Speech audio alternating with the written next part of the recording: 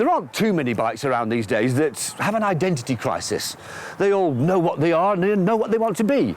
But there is one bike, a new bike, which doesn't really know what it wants to be. It's a bit confused, and it's this one, the Ducati XDiavel S.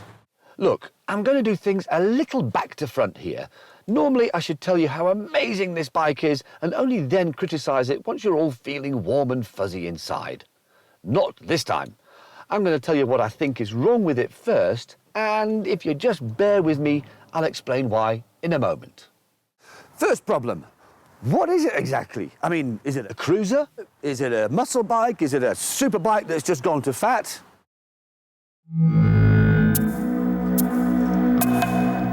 It's got the stance of a cruiser. It's super low, has forward controls and a long wheelbase, but it's got the suspension of a superbike, which means it's not that forgiving on bad roads, although it will corner like a scalded cat. Actually, you will need a replacement spine in a couple of years. Secondly, because of the cruiser riding position, you act as the perfect sail to the headwind, and given the performance available, you'll need to see your tailor to lengthen the arms of your shirts every 6 months or so. If the sun is behind you, you cannot see a thing in the clocks. The gearbox is agricultural.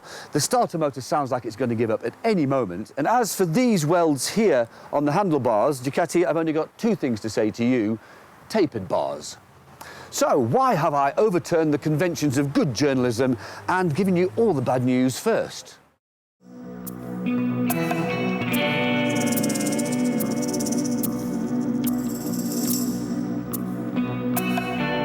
Because none of that matters at all. Nothing matters. You can forgive it all, those stupid little criticisms, because this bike is epic.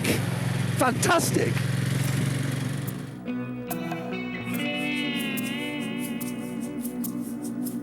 I mean, look at it. It looks fantastic. It's a mafia don dressed up in the finest handmade suit, suave, debonair and charming, but it will kill you and take your wife and your business without a second thought.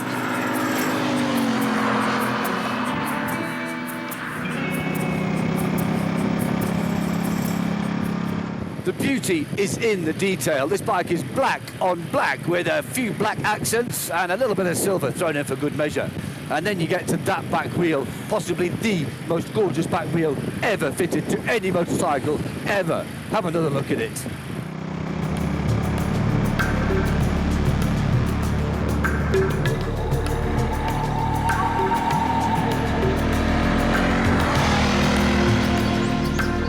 Then you ride it, and you cannot help but grin from ear to ear. The power and the torque is utterly mental. It's so explosive, but never vicious, and the fueling is spot on. There's such a flat torque curve that it's just smooth power right from the get-go. And it sounds glorious. There's this monstrous bellow that comes from the exhaust pipe, which is actually just a bike telling everything else on the road to get out of its way and let it get going. I suppose that's a bit cruiser-like, but then the engine is an 8-valve B-twin of 1200cc and will rev to an insane 10,000 RPM. That is definitely not like a cruiser.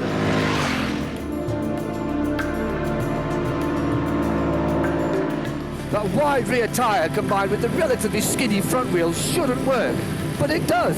This is the best handling cruiser you will ever ride.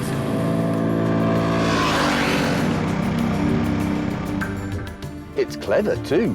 There are 6 ECUs on this bike, controlling everything from the engine to stability to ABS to the dashboard to the traction control. How many was that? Anyway, it's a lot, and you can forget the old jokes about Italian electronics. It's just not true anymore.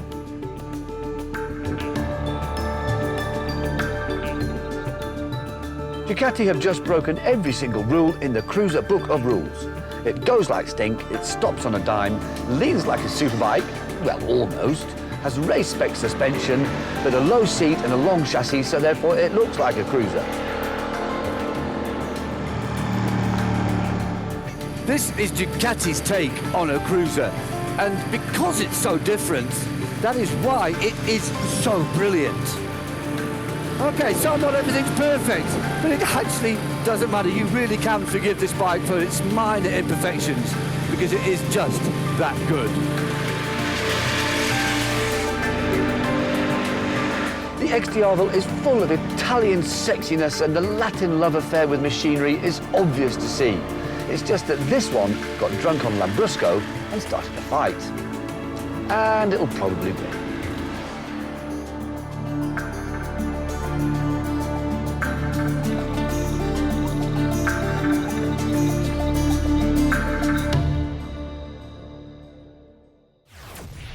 So as you can see, I did seem to like that bike, but my opinion might not count for much. So Don, I need your opinion. Is it any good? Well, Harry, for once your opinion does count because, well, it's the same as my opinion. Oh, good. So we actually agree, so that means that's good. But let's get to the crux of the matter. What is it exactly? Is it a cruiser? Is it a muscle bike? What is it? Yeah, I don't know. Why are you asking me difficult questions at this time of the morning? Look, Ducati call it a cruiser. Yeah, they call it a cruiser. I mean, okay, well, a cruiser is a bike with the foot pegs forward like that. Which they are. I mean, slightly. the original Diavel is not a cruiser because the foot pegs are sort of in the middle. Yeah. The foot pegs definitely are there and the handlebars are back. And that is what a cruiser is. So it is a cruiser. It's just Ducati's take on a cruiser. No one said you can't put a big fast engine in a cruiser. It's just people don't. Talking of the engine, what power have we got here? We've got 130 newton meters of torque, which is quite a lot. No, even better. It's got 130 newton meters of torque everywhere, from like 1 RPM up to whatever the rev limit is. It is ridiculous. It makes 130. It is a very flat torque curve, and I mean, what, 160 horsepower? 60-ish, yeah. Something like that. Now, you do get to the price, though. Yes. Here in South Africa, it is 305,000 Rand for the S version, 265,000 Rand for the standard. Yeah, Xdiavel. okay, but that 40 grand is so worth it. Just for that back S. wheel Oh alone. man, that back wheel. Oh. You know what I love about that? It's kind of like the Americans have always done the cruiser, and they'd be very proud of the way, you know, the artistry they put into it and the way they make them look. And this is the Italians, the king of this sort of thing, going, watch this. This is true, although it's not perfect, is it? No, not really. That rear suspension doesn't have enough travel to absorb. Yeah, you do lose a bit of virginity every time you hit a bump, it's true. Yes, a little bit of your spine as well. Yeah, a little bit of spine, everything like that. But then again, the only way they can fix it is to ruin it. This is true. Yes, This I is mean, true. the only way they can fix it is to raise the rear up and then they ruin it. Yes, it just changes the whole look of the thing. Exactly. Obvious rivals, look, I mean, surprisingly, it's Harley Davidsons, it's Indians and Victories. Sort of is, but it sort of isn't, if you know what I mean. Well, that's the thing. I mean, it's no, like a VMAX is probably more. It's sort of like it's gone kind of rogue, if you know what I mean. It's just gone off on its own path, hasn't Yeah. it? And of course, you know, there's another one which we're forgetting. It's the Harley Davidson V-Rod. Which doesn't technically exist anymore. It's actually going out of production, yes. So, but it is still at the moment. But, I mean, you've got, I mean, for those few Yamaha VMAXs we see around, I mean, that sort of does fit in there. The Triumph Rocket 3 sort of, maybe, that's so retro looking, where the Ducati is so up to date, isn't it? Yeah, as I say, this is sort of that very grey area class where bikes we're not sure what to do with, so we'll just put them there. So there you have it. We can't agree what it is, but we do agree on the fact that it is absolutely brilliant.